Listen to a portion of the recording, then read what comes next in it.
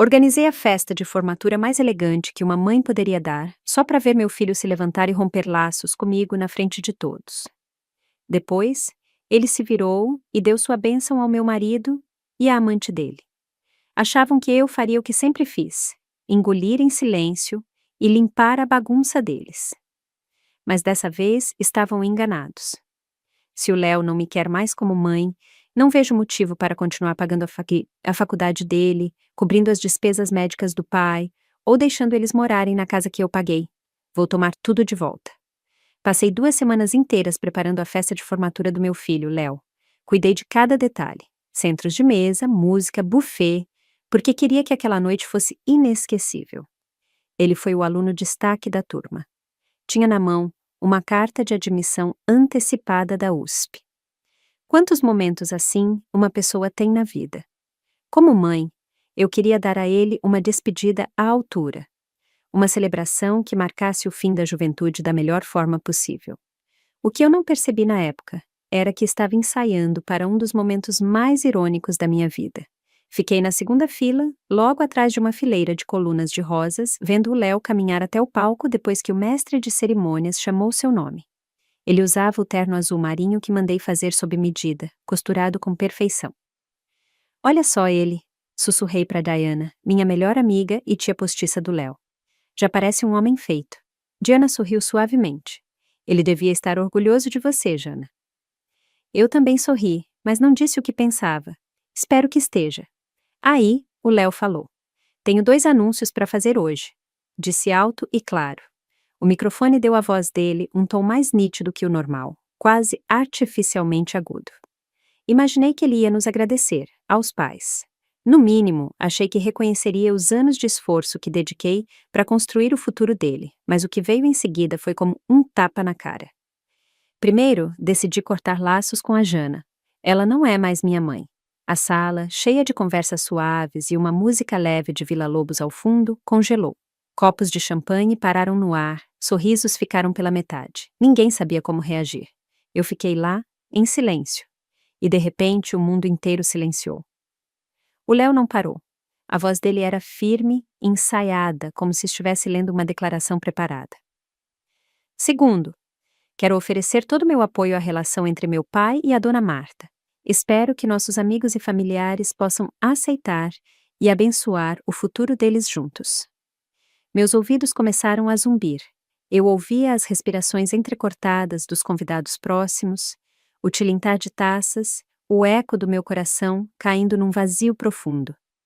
A Marta estava ao lado do meu marido, Gregório.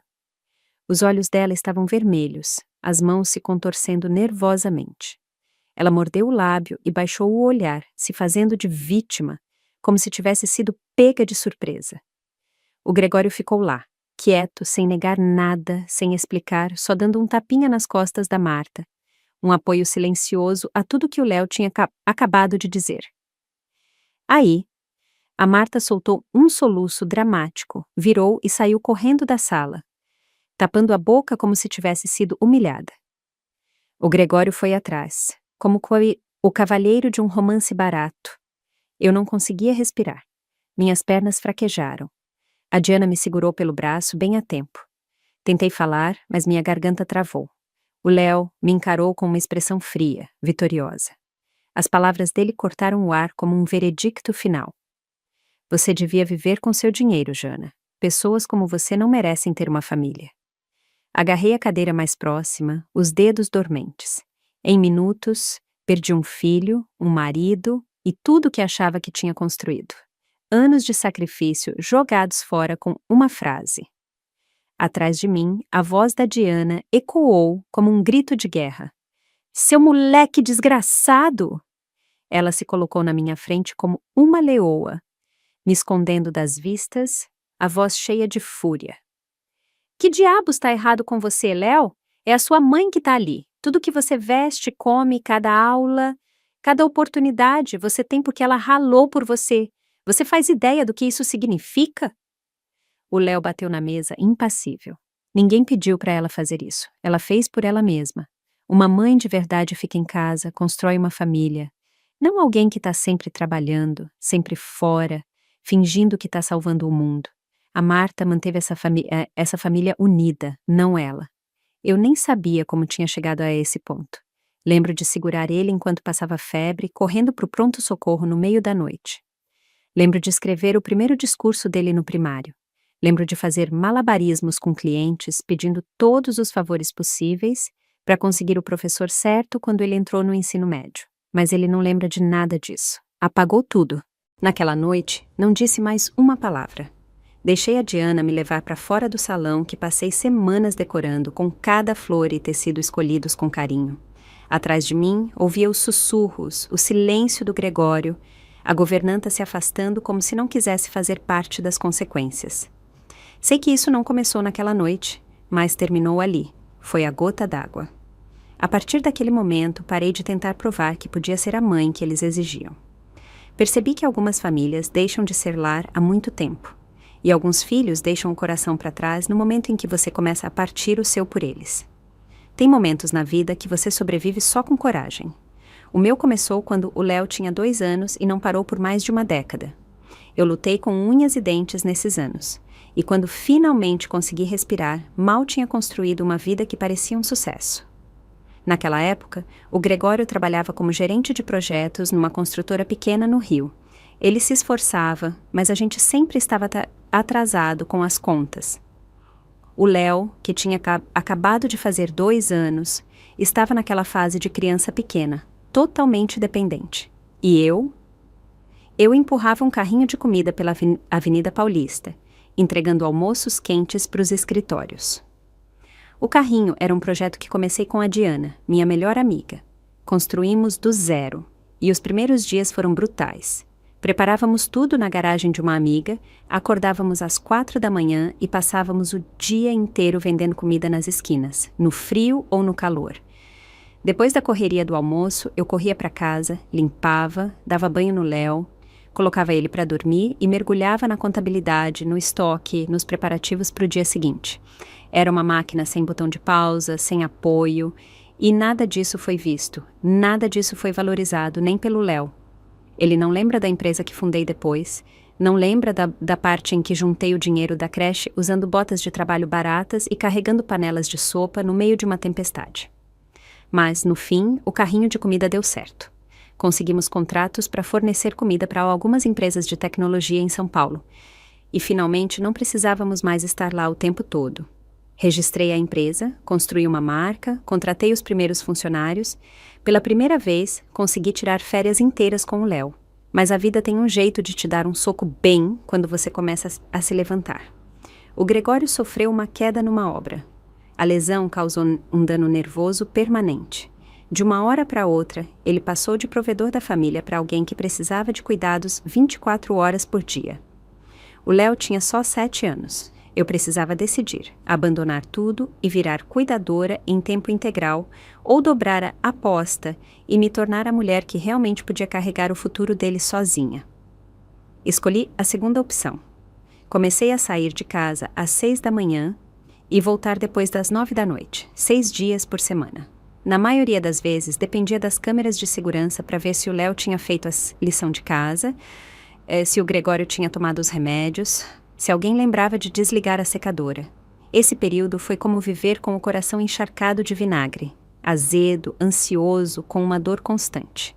Mas eu não podia me permitir quebrar. Há 5 anos, os médicos do Gregório recomendaram contratar uma cuidadora interna. Eu estava exausta. O estresse tinha começado a me causar sangramentos no estômago. Uma cliente me indicou alguém de confiança, uma assistente particular com experiência em enfermagem. O nome dela era Marta. Ela chegou educada, com voz suave, boas maneiras. O Léo gostou dela na hora. Ela é ótima, disse o Gregório, depois do primeiro dia. Muito atenciosa, muito gentil. E naquela noite, pela primeira vez em anos, eu respirei aliviada. Senti como se alguém tivesse finalmente tirado um peso das nossas costas. O que eu não percebi na época foi que, ao soltar o ar, abri a porta demais. O papel da Marta cresceu de cuidados diários para algo mais íntimo. No começo, eram coisas pequenas. Ela acendia velas perfumadas na sala, colava um cardápio de jantar na geladeira. Aí, comecei a ouvir comentários estranhos do Léo. Vai viajar de novo? Por que você nunca tem tempo? A Marta ou é mais carinhosa. O golpe de verdade veio quando, folheando um livro de contabilidade antigo, encontrei um caderno de desenhos do Léo. Nele tinha um desenho de uma família, 3 pessoas, Gregório, Léo e Marta. Eu não estava lá. Fechei o caderno com cuidado e o coloquei de volta na prateleira. Não queria acreditar. Disse a mim mesma que era só uma criança, que quando crescesse ele entenderia que o Gregório só estava se sentindo sozinho e precisava de alguém para conversar. Mas agora eu sei, algumas rachaduras, uma vez abertas, só crescem.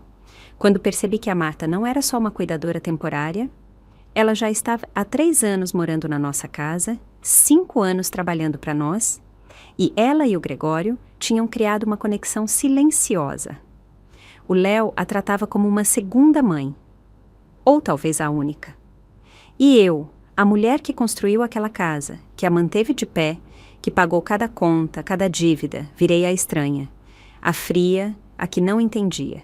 Eles nunca disseram isso em voz alta, mas eu sentia. Quando chegava a tarde do trabalho, o Léo não corria mais para os meus braços.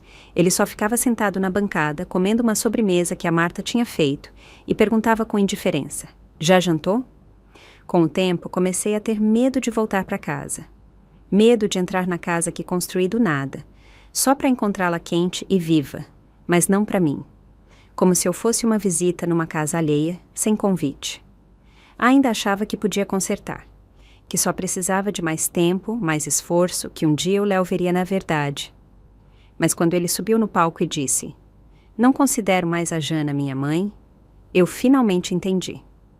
Algumas distâncias não podem ser cruzadas, por mais que você tente. Na manhã seguinte, acordei mais cedo que o normal. Assim que abri os olhos, a cena da noite anterior passou na minha cabeça. O Léo no palco, as 2 frases dele amplificadas, esmagando meu peito como cimento molhado. Não conseguia respirar. A Diana chegou cedo, não falou muito. Só se sentou na bancada da cozinha, tomando o chá que preparei, me fazendo companhia em silêncio. Limpei a mesa várias vezes, como se ao esfregar pudesse apagar a vergonha da noite anterior. "Acho que quero tentar mais uma vez", disse finalmente. Ela me olhou, calma, mas firme. "Só lembra, querida, aconteça o que acontecer, você não deve nada além da sua verdade." Assenti. Entrei no carro e fui para o apartamento deles, que estava no meu nome. Eu tinha comprado para o Léo morar antes da faculdade. Agora, abrigava os 3 como uma casa improvisada. Quando entrei, ouvi a Marta na cozinha fritando ovos.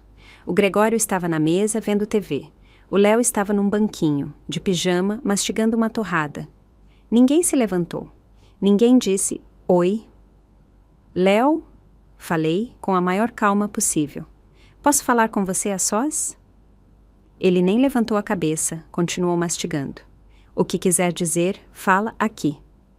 Engoli o nó na garganta e baixei a voz. "Sei que perdi muita coisa enquanto você crescia. Sempre estava trabalhando quando você provavelmente mais precisava de mim, mas não era porque não me importava." Ele levantou o olhar por um segundo, frio. "Tá tentando me fazer sentir culpa agora?" Neguei com a cabeça. "Não, só quero que saiba que tô disposta a mudar. Posso me afastar da empresa, passar mais tempo com você e seu pai. Ainda somos uma família." O Léo deu uma risada seca, sem humor, e largou a torrada. "Uma família? Não recebeu o recado ontem?" Me virei para Marta. Ela nem se mexeu, continuou virando os ovos como se nada estivesse acontecendo, mas vi o leve sorriso no canto da boca. Petulante, satisfeita. "Léo, não te culpo", disse. "Só quero que veja que alguém te afastou de mim aos poucos quando eu não estava, e isso não significa que você soubesse quem eu era de verdade." O Gregório bateu o controle remoto na mesa. A voz dele era cortante. "O que está insinuando? A Marta tem mais bom senso que você. Pelo menos não trata a família como um plano de negócios." Encarei ele. "Você sabe o que eu passei lá fora? Mantive essa casa funcionando. Paguei sua terapia, a mensalidade do Léo, tudo. Pode odiar que eu não estava aqui, mas não finja que não sacrifiquei tudo por essa família." O Gregório deu de ombros. "Você escolheu ser viciada em trabalho. Isso não significa que a gente te deva um aplauso." Aquilo foi como uma facada no peito. Aí, a Marta finalmente falou com uma voz suave, como veneno embrulhado em seda. "Jana, acho que você está exausta. Precisa descansar. O Gregório e eu cuidamos da casa agora. Ela fez uma pausa e acrescentou, com uma doçura melíflua que cortou mais fundo que qualquer coisa. Talvez seja a hora de deixar para lá. Foi aí que vi tudo claro. Não era um mal-entendido. Não era ressentimento ou tempo perdido. Era uma tomada silenciosa e calculada. A Marta tinha tomado a casa, roubado o carinho do Léo, e agora queria o poder que eu passei a vida construindo. Eu ri. Depois chorei, mas não era tristeza. Era aquele riso que vem quando a traição finalmente fica óbvia. O que vocês querem de verdade, disse, é uma mulher mansa, que cala a boca, sorri e não pergunta para onde vai o dinheiro. Esse é o tipo de mãe que você quer, né, Léo? Ele se levantou. O que você quer agora? Outro discurso dramático? Você nunca quis ser minha mãe. Agora é tarde demais para fingir. Olhei para ele. E todas as palavras que eu tinha planejado se dissolveram no silêncio. Falei baixo. Tá bom. Se não sou mais sua mãe, não gaste mais 1 centavo do meu dinheiro. Isso chamou a atenção dele. Ele ficou paralisado, confuso, a surpresa estampada no rosto. Como assim? Quero dizer que vou tomar o apartamento, sua mesada, seus cartões de crédito, o fundo para a faculdade, vou congelar tudo. O centro de reabilitação do Gregório? Vou ligar e cancelar. Vocês disseram que a Marta pode manter essa família unida. Ótimo. Vamos ver se ela consegue. O rosto da Marta empalideceu. Ela deu um passo à frente. Jana, calma. Não precisa disso. Levantei a mão. Para de fingir aquela cena que você fez saindo do jantar ontem. Boa atuação, mas eu sei. Quer ser a nova rainha dessa casa? Então começa a pagar a hipoteca. Os olhos do Léo foram para ela. Ele a olhou de verdade, pela primeira vez, e só bufou, desviando o olhar. Dei um passo para a porta e olhei uma última vez para o lugar que comprei para abrigar meu filho e cuidar do meu marido. Não sou seu caixa eletrônico, e com certeza não sou seu trouxa. Não te devo mais nada. A porta se abriu atrás de mim. Ficou silêncio. Aí, eu ouvi. A voz do Léo, baixa, insegura. Mãe! Não foi alto, mais instinto que intenção, mas não olhei para trás. Porque naquele momento eu entendi. Às vezes, não é que você não tentou o bastante. Às vezes, o roteiro nunca foi feito para te incluir, e eu cansei de fazer teste. Quando saí daquele apartamento, minha cabeça girava, mas meu corpo estava surpreendentemente leve. O vento estava forte, batendo na barra do meu vestido quando cheguei ao carro. Meus dedos pararam no botão de destravar por um instante antes de apertar com firmeza. E naquele momento percebi, não estava quebrada, estava acordada. Ao chegar em casa, a primeira coisa que fiz foi ligar para minha assessora financeira. Pedi que ela congelasse todas as contas do Léo. Cartões de crédito, mesada, contas compartilhadas, até o fundo para a faculdade. Ela fez uma pausa. Jana, tem certeza? Nunca estive tão certa, respondi. Depois, liguei para o centro de reabilitação. Cancelei as próximas consultas do Gregório e pedi que mandassem todas as contas futuras diretamente para ele. Naquela noite, fiquei na cozinha e preparei um caldo de osso, meu favorito. Fazia tempo que não fazia algo só para mim. No dia seguinte, fui para o escritório. Minha mesa estava impecável. A luz caía no piso de madeira com uma cortina suave. O silêncio era tanto que me senti isolada do resto do mundo. Liguei para o meu diretor jurídico e sócio. Começamos o processo formal de reestruturação da propriedade e retirada do acesso da família aos ativos da empresa. Não quero mais nenhum familiar envolvido, disse. Não foi alto, mas não deixava margem para negociação. Aí, liguei para o meu advogado de família.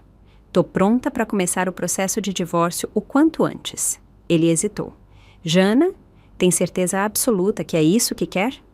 Olhei para a cópia do nosso certificado de casamento na minha mesa e disse baixo.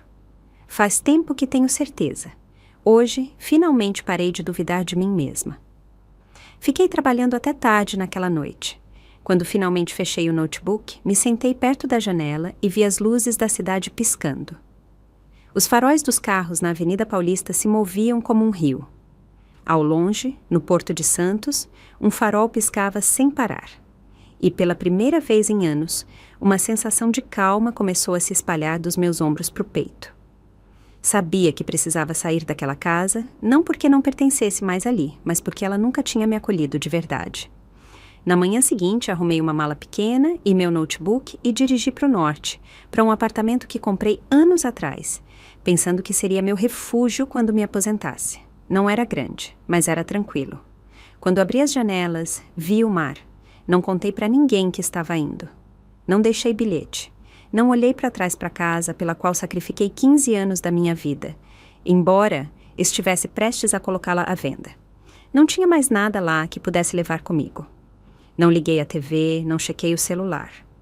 Só me sentei na varanda, deixando o sol aquecer meu rosto. Lá embaixo, crianças passavam correndo de skate. O vento batia nos beirais. Pela primeira vez em muito tempo, senti algo que não conseguia nomear. Não era liberdade, não era felicidade, mas uma quietude, como alguém que finalmente parou de correr arrastando um peso atrás de si. Passei o resto do dia revisando arquivos antigos. Apaguei os álbuns de fotos sincronizados da infância do Léo. Deletei o nome do Gregório dos meus contatos. Fiz um pedido ao banco para atualizar o beneficiário das minhas contas e marquei uma reunião com meu advogado de herança para revisar o trust. Depois de cortar eles, não estendi a mão, mas as notícias me encontraram mesmo assim. A primeira ligação veio do meu administrador de imóveis. Senhor Albuquerque? A casa na Vila Mariana foi oficialmente retomada. As chaves foram devolvidas. Os ocupantes anteriores já saíram. Algum problema? Nada grave, ele disse. Embora uma das inquilinas parecesse um pouco abalada, mas está tudo resolvido. Eles se mudaram há 2 dias. Desliguei sem sentir nada. Parecia menos uma retomada de propriedade e mais um despejo final de um invasor da minha paz.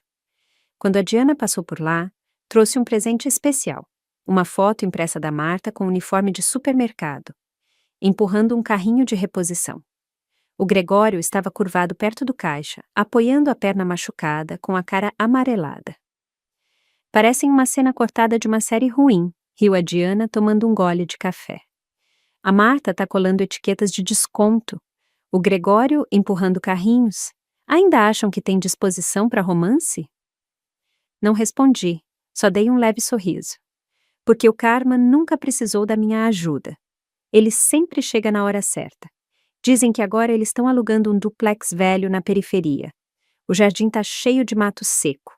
O aquecedor pifa no inverno. Depois que congelei o fundo da faculdade do Léo, o pedido de bolsa dele travou por causa da renda não declarada do Gregório.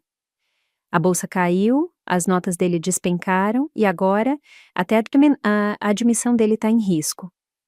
Quando a Diana me contou, rabisquei uma linha no meu caderno com a caneta que estava na mão.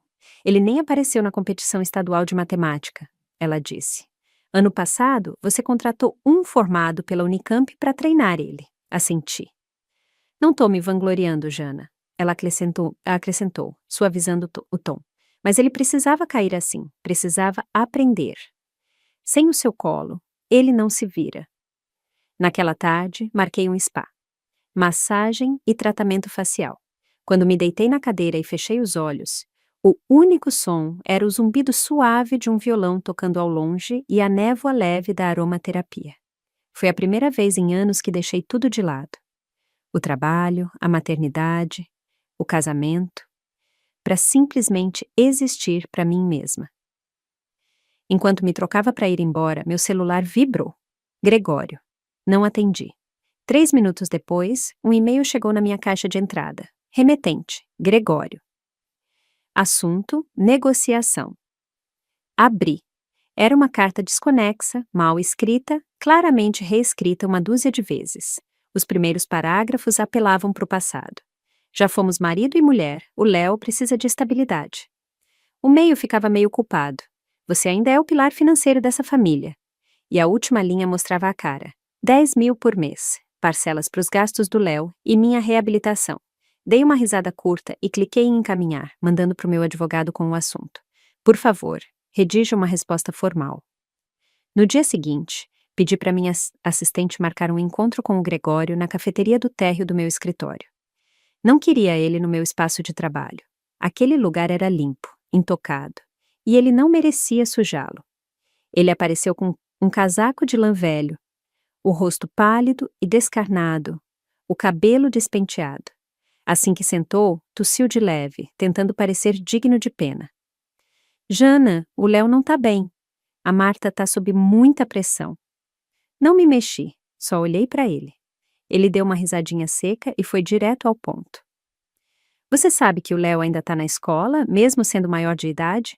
Tá mesmo esperando que eu acredite que você tá deixando ele de lado? Ele não deixou bem claro na semana passada? Que eu não sou mais a mãe dele? O quê? Vocês três agora são a família de verdade? O Gregório abriu a boca, depois fechou. Pela primeira vez não tinha resposta. Continuei. Vamos ser francos. Você não tá aqui pelo Léo. Tá aqui porque a Marta não aguenta o tranco. Achava que brincar de casinha vinha com uma poupança. Agora o dinheiro acabou e a realidade tá batendo. A expressão dele mudou. Você não pode ser tão cruel. Ele ainda é seu filho. Me recostei na cadeira. Quando ele me renegou, não hesitou. Agora que tá difícil, de repente eu sou a rede de segurança dele? Ele é adulto, não devo nada pra ele. O Gregório ficou quieto por um momento. Aí veio a amargura. Essa empresa que a gente construiu juntos. Eu tava lá. Arqueei a sobrancelha. Por quê? Algumas semanas. Você sumiu, Gregório. 10 anos sem renda. Enquanto eu segurava a gente, você dormia numa maca e a Marta via novela no sofá. Ele bateu a mão na mesa e se levantou. E o que você quer? Que a gente morra de fome? Me levantei também, ainda calma. Se vocês morrem de fome ou não, não é mais problema meu. Não sou sua muleta. Se tá tão preocupado com o Léo, talvez seja a hora de arrumar outro emprego. Em vez de rastejar de volta aqui com a mão esticada. Peguei minha bolsa e saí. Ele não me seguiu. Só se afundou na cadeira, parecendo 10 anos mais velho que quando chegou. Não era medo de abandonar o Léo. Era medo de que sem mim, nenhum deles conseguisse sustentar ele. E talvez esse fosse o medo que mantinha ele acordado à noite. Achei que tinha cortado tudo de vez, até que a mãe do Gregório, Rosa, apareceu sem avisar no saguão do meu escritório. A recepção me ligou. Senhora Albuquerque, tem uma senhora idosa aqui embaixo. Diz que é a mãe do seu ex-marido. Insiste em te ver. Fiz uma pausa. Depois disse, deixa ela subir. Ela entrou com um casaco desbotado, o cabelo preso com cuidado, mas o rosto cansado, marcado pela preocupação. Jana, disse, mal se sentando antes de começar. O Gregório tá péssimo, cada dia pior que o anterior. O Léo emagreceu, mal fala, você é mãe, como pode ser tão fria? Não respondi, só passei uma xícara de chá para ela. Ouvi que eles se mudaram. Ela assentiu, os olhos marejados. Tão vivendo à míngua. A Marta tá repondo prateleiras no mercado. O Gregório não quer ir pro hospital. Diz que é caro demais. Sou só uma velha, Jana. Não posso ajudar eles. Por isso tô aqui. Pensei no e-mail que o Gregório me mandou, no pedido desesperado de 10 mil por mês, e dei um leve sorriso. Eles me renegaram, lembra? Disse. Você viu. O sorriso forçado dela se quebrou, mas ela disfarçou rápido. O Léo não falava sério. Foi no calor do momento. É seu filho, Jana. O Gregório era seu marido. Ex-marido, corrigi. O sorriso dela congelou. Mesmo assim, são família. Você não pode simplesmente ver eles sofrerem. Os remédios do Gregório, agora ele usa uns genéricos baratos que as amigas da Marta conseguem por baixo dos panos. Ela enfiou a mão na bolsa, desdobrou um papel e colocou na minha mesa, como uma súplica final. Essa é a conta médica do último mês. Dá uma olhada. Quem sabe, talvez você possa fazer algo. Olhei o papel e assenti. Vou dar uma olhada. Ela suspirou trêmula, me agradeceu várias vezes e foi embora, mas continuei olhando aquela lista muito depois que ela saiu. O que me chamou a atenção não foi o valor, mas os nomes desconhecidos dos remédios. Naquela noite, peguei o plano de tratamento oficial do Gregório de anos atrás e comparei linha por linha. Alguns remédios não batiam de jeito nenhum. Algo estava errado. Não liguei de volta para Rosa. Em vez disso, liguei para Meg, que comanda meu time de compras. Mas mais importante, é uma amiga próxima, e a irmã dela trabalha no departamento de faturamento do Hospital Sírio-Libanês. Preciso de um favor, disse. Quero que me ajude a verificar o histórico recente de um paciente. Visitas ao Hospital, receitas, pagamentos, tudo. Ela não perguntou por quê. De quem a gente está falando? Gregório e Marta, respondi. Tô com a sensação de que alguém tá brincando com o dinheiro. Ela respondeu na hora. Me dá um dia. Desliguei e me recostei na cadeira, encarando a luz do teto. Nunca foi sobre os 10 mil. Era sobre eles continuarem usando a doença e o filho para me manipular. A mesma carta velha, usada de novo para me prender pela culpa. Na tarde seguinte, a Meg me mandou uma mensagem. Jana, você precisa ver isso pessoalmente. Quando cheguei no escritório dela, ela tinha todos os documentos alinhados em filas perfeitas, contas do hospital, registros internos, anotações marcadas. O Gregório foi ao hospital, ela disse, virando a primeira página, mas só teve 2 consultas básicas. O total foi menos de R$300. Ela apontou para um quadro vermelho em outra folha. Mas o recibo que te passaram mostrava quase 4 mil em gastos com remédios. Metade desses, ela bateu no histórico médico, foram conseguidos extraoficialmente por canais privados, registrados no nome da Marta. Mantive a voz firme. O que isso significa? A expressão da Meg ficou sombria. Ela baixou a voz. Significa que alguém está traficando remédios controlados. Encarei a lista. Meus dedos apertaram levemente a borda da mesa. E não é só isso, ela continuou. Ela trocou parte dos remédios por genéricos mais baratos, sem receita, e deu para o Gregório. Fechei os olhos por um momento. Isso não era mais uma briga de família. Era uma exploração sistemática. Eles inflaram os custos dos cuidados médicos e brincaram com a saúde do Gregório para lucrar. Vai para a polícia? Perguntou a Meg. Não respondi na hora. Guardei todos os arquivos numa pasta e fechei. Ainda não, preciso de mais. Mas com o tempo quero ouvir isso dela. Quero que ela diga em voz alta de quem roubou o dinheiro e com a vida de quem brincou. Quando saí do hospital, o céu estava de um azul absurdo e a luz do sol quase quente demais no meu rosto. Por anos construí uma casa, não uma casa física, mas uma vida, uma estrutura onde outros viviam confortáveis enquanto eu era o aquecedor, o encanamento, a mão de obra invisível nos bastidores. Finalmente percebi. Essa casa precisa ser demolida, e quando for, não vou deixar nenhuma viga de aço. Não queria esperar meses de investigação, e com certeza não queria que o Léo descobrisse antes de eu estar pronta. Então, pedi para encontrar a Marta a sós. Liguei direto para ela e perguntei se podíamos nos encontrar num café no centro. Ela aceitou, pontual como sempre, vestindo um cardigan de tricô básico, maquiada com elegância. Ainda parecia a pessoa perfeita, a cuidadora dedicada, a imagem da competência de voz suave. Ninguém diria que ela estava até o pescoço em fraude, engano e roubo de identidade. Marta, assenti, educada. Senta. Ela se sentou na minha frente. Discretamente, virei a tela do celular para baixo. A gravação começou assim que ela se sentou. Ela parecia cautelosa, talvez achando que eu estava lá para discutir as contas médicas do Gregório. Começou com o preâmbulo de sempre. Voz baixa. Sei que você está chateada com o Léo. Ele não quis dizer tudo aquilo. É só um menino, Jana. As coisas estão tão difíceis ultimamente e a gente não quer depender de você. É só que... A interrompi e deslizei a pasta pela mesa. Tô limpando alguns registros financeiros, disse, folheando cópias como se não me importasse muito. Alguns gastos não fizeram sentido. Achei que a gente devia conversar pessoalmente, esclarecer qualquer mal-entendido. Os dedos dela travaram ao abrir a pasta. O rosto mudou na hora. Acho que tá enganada, disse, com um sorriso leve. Só sigo as ordens do Gregório. Sou só a cuidadora. Você sabe disso. Cuidadora, repeti com um sorriso leve. Você apareceu como aval nas nossas contas bancárias. Preencheu 2 formulários de reembolso usando meu nome como responsável legal. Marta, gostaria de saber como exatamente você acessou esses documentos. A mão dela tremeu. Ela não esperava que eu fosse tão direta. O Gregório me mandou cuidar, disse, olhando para a janela. Só estava tentando fazer tudo funcionar em casa. Usar os benefícios de cuidados de longo prazo da minha conta do INSS, 8 mil por mês? Ela deu uma risadinha. Você sempre foi do tipo contadora. Não pisquei. O silêncio cresceu. Finalmente, ela parou de sorrir. A voz mudou. mais fria, mais cortante. Vamos ser francas, você sempre odiou que eu entenda o Gregório melhor que você, que saiba cuidar dele, que saiba como essa casa funciona. Dei uma risada, não porque ela estava certa, mas porque achava que isso era uma vitória. Entender?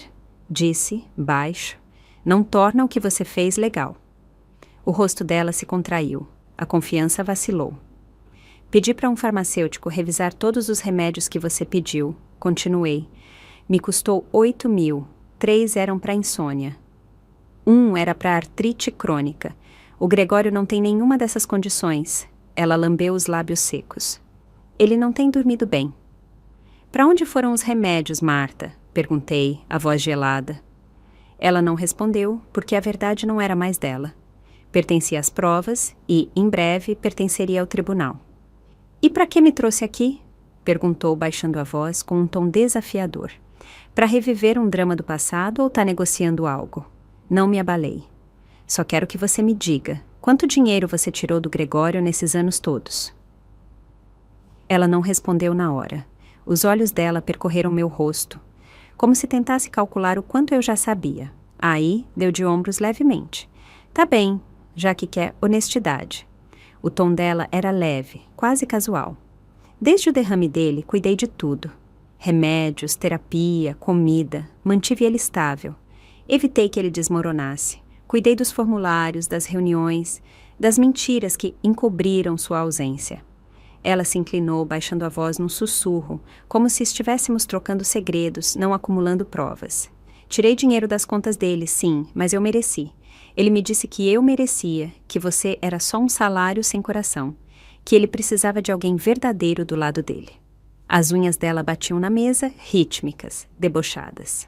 Você achava que suas horas longas eram nobres, mas ele construiu um novo lar bem debaixo de você. Eu só administrei melhor. Não discuti, só assenti devagar e coloquei a mão na bolsa. Aí me levantei, olhei nos olhos dela e sorri. Obrigada pela sua honestidade, Marta. Você me deu exatamente o que eu precisava hoje. O rosto dela congelou. Algo na expressão dela mudou. O que você quer dizer? Virei e disse baixo. Quero dizer que a verdade, quando dita em voz alta, pode valer muito mais que uma mentira. E saí daquele café para o sol brilhante, o ar cheio de café torrado e caramelo. Não olhei para trás. Sabia que ela ia correr para apagar os rastros. Talvez fosse pro Léo gritando que eu era delirante, instável, cruel. O que ela não sabia era que uma cópia da gravação já estava com meu advogado. Ela nunca me viu como ameaça. Mas eu não era mais a mulher que corria entre a cozinha e a sala de reuniões, tentando comprar carinho com ensopados e contratos. Não mais. A gravadora na minha bolsa ainda estava ligada. Mas eu sabia que tinha tudo o que precisava. Era suficiente, mais que suficiente. Não voltei para casa depois do café. Peguei um táxi direto para o escritório do meu advogado. Não era o cara clássico que cuidava do nosso truste familiar, mas o escritório que a Diana me indicou. Jovem, afiado, feroz, sem rodeios e focado nos direitos das mulheres. Recebemos a cópia do áudio que você mandou por e-mail, disse a Kelly, colocando os fones de ouvido. Mas que bom que você está aqui pessoalmente. Quero esclarecer alguns detalhes. Assenti e me sentei, as mãos cruzadas no colo. Não quero esperar, quero processar ela, a Marta. E o Gregório também, se algum documento tiver assinatura dele. A Kelly tirou os fones e me olhou firme. Você precisa saber. Provavelmente vão questionar sua saúde mental. Vão tentar te pintar como emocionalmente instável. Querem que o juiz acredite que você não é capaz de gerir as finanças da família. Podem até tentar revogar sua parte no truste. Eu sei, disse, calma. Por isso vim para você. Não quero passar por isso quieta. Quero vencer. Ela sorriu. Então, bora trabalhar. Nos dias seguintes, virei um exército jurídico de uma mulher só. Revisei anos de extratos bancários, e-mails impressos, transferências de bens do Gregório, pedidos de benefícios da Marta. Destaquei, marquei, cruzei informações, sabia exatamente como desmontar uma bagunça. Já tinha feito isso centenas de vezes pela minha empresa. Dessa vez, estava aplicando cada grama da minha habilidade na minha própria vida. Dessa vez, eu era o projeto. E o resultado era recuperar o que era meu, tirar de cena quem tentou subir nas minhas costas. Uns dias depois, a Kelly ligou. A transcrição da gravação está pronta. É mais que suficiente para abrir um processo civil por fraude financeira. Também podemos notificar o Ministério Público sobre abuso de benefícios. Pronta para seguir? Virei para olhar o desenho que ainda estava pendurado na parede, um esboço do Léo, de quando ele tinha 12 anos. O Gregório estava na cozinha fazendo pizza e eu no canto, sorrindo para eles dois. Me levantei, tirei o desenho e joguei numa caixa de papelão. Tô pronta, disse, e não vou esperar eles virem atrás de mim, quero pegar eles de surpresa. 4 dias depois de abrir o processo, meu celular tocou. Léo. A voz dele soava familiar, mas mais fria que antes. Você pirou, mãe. Me recostei no sofá. Vai ter que ser mais específico. Tá processando a Marta. Sabe que isso vai destruir o pai, né? Ele não aguenta um tribunal. Fechei os olhos, lutando contra a dor que ainda sentia. Eu podia ter ido para a polícia. Não fui. Escolhi a via legal, transparente, civil. Silêncio. Aí, ele perguntou. O que você quer, então? Dei uma risada silenciosa. Vocês passaram anos dizendo que eu só ligo pro dinheiro, então vou começar por aí, recuperando tudo que paguei. Ele desligou. Não chorei. Em vez disso, fui para a cozinha e abri a gaveta onde guardava tudo que esperava nunca precisar. No fundo, estava nosso acordo pré-nupcial. Lá, numa cláusula escondida, dizia: se uma das partes cometer fraude ou esconder decisões médicas importantes, a outra tem o direito de rescindir os acordos de bens conjuntos. Assinei isso por medo anos atrás. Agora era minha arma. Naquela noite, dormi melhor que em anos. Na manhã seguinte, a Diana bateu na minha porta com um jornal na mão. Viu isso? Perguntou, jogando o Folha de São Paulo na mesa da cozinha. Lá, no canto inferior direito da capa, tinha uma nota curta, fácil de passar batido. Cuidadora particular investigada por roubo de identidade e fraude de benefícios. Polícia confirma caso ativo. A Diana me olhou, com um brilho leve de satisfação nos olhos. Parece que agora ela sabe. Você não é tão fraca quanto ela pensava. Sorri. Não, disse baixo. Agora começa a guerra de verdade. Me sentei no carro, segurando a carta duplicada que acabei de pegar no escritório da Kelly. Os dias bons da Marta tinham acabado oficialmente. O time da Kelly trabalhou rápido. Assim que entreguei a gravação, eles garantiram todas as provas, arquivaram todos os registros e começaram o processo de registro. Assinei as declarações juradas necessárias e, pela primeira vez, contei toda a história desde o começo. A doença do Gregório, as mudanças nas nossas finanças, a traição do Léo e a podridão escondida atrás do cabelo perfeito e da fachada de proteção da Marta. Achei que ia desabar ao contar tudo. Não desabei. Estava calma, desapegada, sem lágrimas, sem voz trêmula, só fatos. Talvez porque a verdadeira dor já tivesse se dissipado na noite da festa de formatura, quando algo dentro de mim morreu silenciosamente no salão de festas. Assinava documentos com um tom claro e focado. Vamos abrir um processo civil, pelo menos 3 acusações de fraude, possivelmente roubo de identidade. Ela usou seu nome em vários documentos. Assenti. Tô dentro, com tudo. A Kelly levantou o olhar, firme. Você sabe que não vai ser rápido. Se ela entrar em pânico, vai tentar de tudo para virar o jogo, até jogar contra você. Dei um sorriso seco. Eles já começaram. Deslizei meu celular pela mesa. Algumas mensagens do Léo brilhavam na tela. Você foi longe demais, mãe. Não entendo por que tá fazendo isso. Não podemos todos viver em paz? A Kelly leu e arqueou a sobrancelha. Então agora ele se faz de vítima. Clássico. Léo, disse dando de ombros. Quando não consegue o que quer, finge a dor. A única diferença dessa vez. Fiz uma pausa. É que não tô mais caindo. Naquele momento, outra mensagem chegou. Lana, a irmã do Gregório, tia do Léo, alguém que quase nunca falava comigo. Soube que você tá indo atrás da Marta. Tá tudo bem? O Léo tá arrasado ultimamente. Quem sabe a gente toma um café?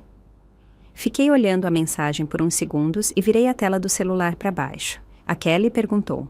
Vai responder? Sorri. Ainda não. Deixa eles cozinharem um pouco. Voltamos para os arquivos.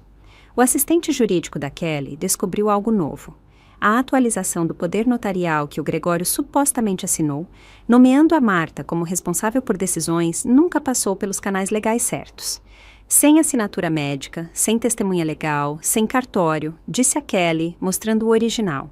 Esse documento não vale nada no tribunal. Se ele assinou sob influência prolongada de remédios, pode haver responsabilidade criminal. Ela pode ir para a cadeia? Perguntei. Não garanto, respondeu a Kelly. Mas ela nunca mais vai tocar num centavo da sua família. Fechei os olhos e soltei um suspiro longo. Estava segurando isso há anos. Naquela noite, quando pendurei o casaco, a campainha tocou. Era tarde, não esperava ninguém. Pela olho mágico, Diana. Ela segurava uma caixa de bolo com um olhar cauteloso, mas esperançoso. Tá viva? Perguntou. Abri a porta, surpresa. Ela levantou a caixa.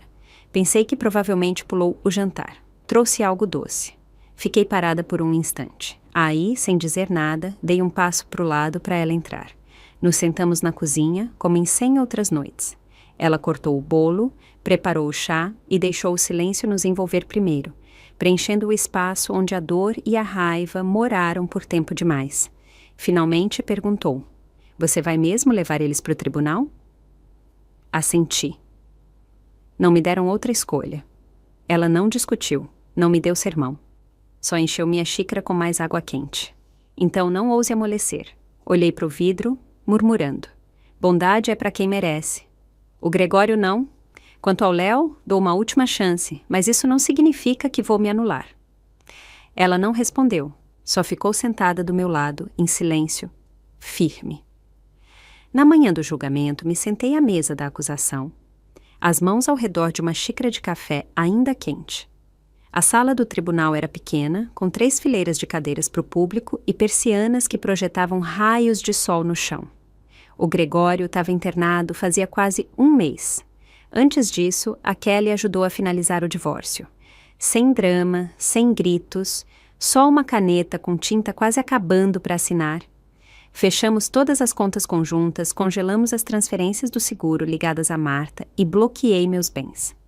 O Gregório, fraco demais para comparecer ao tribunal, assinou a dissolução voluntária do casamento na presença de um médico e um advogado. Agora, era a Marta que estava do outro lado.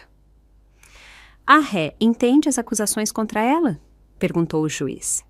A Marta não me olhou, assentiu. Não estava de maquiagem. O suéter cinza parecia gasto, puído. Podia ser qualquer mulher da rua, mas eu não caí na dela. A Kelly se levantou, a voz firme, enquanto apresentava as provas. Apresentamos registros de alterações não autorizadas em contas, ordens de compra de medicamentos, pedidos de benefícios falsificados e uma gravação em que a ré admite as ações em questão. Quando a fita tocou, o ar na sala congelou. A voz da Marta encheu o tribunal, suave, medida, perturbadoramente calma. "Claro que usei o dinheiro dele. Esse foi meu pagamento. Acha que fiz por amor, pela minha família." O veredicto foi claro. O tribunal decidiu que a Marta cometeu irregularidades financeiras e fraude de identidade. Foi condenada a restituir todos os fundos roubados confirmados e enfrentaria acusações criminais numa investigação mais profunda. Não olhei para ela. Estava olhando para o Léo. O Léo estava sentado na galeria, pálido, imóvel, as mãos entrelaçadas com força. Não se mexeu, não piscou, como se estivesse congelado no momento, esculpido na quietude. Só quando a Marta, sob interrogatório repetido, finalmente admitiu ter manipulado o estado mental fragilizado do Gregório para alterar autorizações financeiras, algo no Léo quebrou. Os olhos dele ficaram vermelhos. Ele não usava os suéteres de gola alta que a Marta sempre escolhia para ele. Em vez disso, vestia a jaqueta velha da escola, desbotada, mas limpa. E naquele momento, parecia um jovem que finalmente saiu da névoa, perdido, no meio da verdade, sem saber quem culpar ou por onde começar. A sentença final não foi pesada. A Marta foi condenada a devolver 120 mil em fundos desviados e pegou 18 meses de serviços comunitários. Mas não foi a sentença que quebrou o Léo. Foi o colapso de tudo que ele achava que era o lar dele. Não fiquei para ver ele sair do tribunal. Em vez disso, a Kelly e eu seguimos para fechar o último capítulo da minha história. Meu divórcio do Gregório já estava oficialmente protocolado e processado. Pelo nosso pré-nupcial, mantive meu capital original e toda a minha renda individual. Os bens adquiridos no casamento, lucros da carteira do Gregório, a casa na praia, várias contas de truste e uma parte da aposentadoria dele foram divididos como combinado. Fiquei com a casa antiga e, com a minha parte, criei um novo truste para financiar recursos de cuidado para pacientes com Parkinson. Naquela noite, quando cheguei em casa, a Diana já estava me esperando na sala. Sentada com uma xícara de chá mate, com um olhar doce, mas com uma ferocidade sutil. Você venceu, disse. Aí, com um meio sorriso, completou. Até sua vingança foi elegante. Larguei minha bolsa no chão e dei uma risadinha. Não venci, só parei de correr. Ela assentiu, depois fez uma pausa. O Léo ligou. Disse que quer pedir desculpas, pessoalmente. Não respondi na hora. Você quer ver ele? Perguntou. Neguei com a cabeça. Depois assenti. Finalmente disse. Ainda não. Dias depois, recebi uma carta pelo correio. O envelope estava dobrado à mão, com cuidado e precisão. Dentro, a nota era curta. Mãe, devolvi o cheque que me cabia. Arranjei um trabalho de meio período. Dá para me virar. Obrigado por tudo que você fez, por todos os anos que eu não vi. Desculpa por não ter aberto os olhos antes. Se um dia você decidir que está pronta, gostaria de ter a chance de me apresentar direito. Como seu filho, Léo? Não respondi, mas senti algo se ajeitando quieto dentro de mim, algo que estava inquieto há tempo demais. Não era que eu não pudesse perdoar ele. Era que pela primeira vez eu entendi. Nem toda mãe está destinada a se sacrificar para sempre por um filho que não retribui. Algumas mães estão destinadas a viver por elas mesmas. Não existe fechamento perfeito na vida. Não tem um capítulo final limpo, onde a página fecha direitinho. Mas, em algum lugar, numa página ou outra, a história chega a dizer: aqui eu termino e aqui eu começo de novo. E chegamos ao fim de mais uma história real da vida. Se essa história tocou o seu coração, deixa o seu like e se inscreve no canal. É rapidinho, gratuito e me ajuda muito a continuar trazendo essas histórias com muito amor e carinho para você. Me conta nos comentários, de onde você está me assistindo, que horas são aí agora e o que essa história fez você sentir. Eu leio cada comentário com muito carinho e adoro saber um pouquinho de cada um de vocês. Se quiser me apoiar ainda mais, você pode enviar um super obrigado. E olha, se quiser ouvir mais histórias como essa, é só clicar em um dos vídeos que estão aparecendo aqui na tela. Um abraço bem apertado. Que bom que você existe.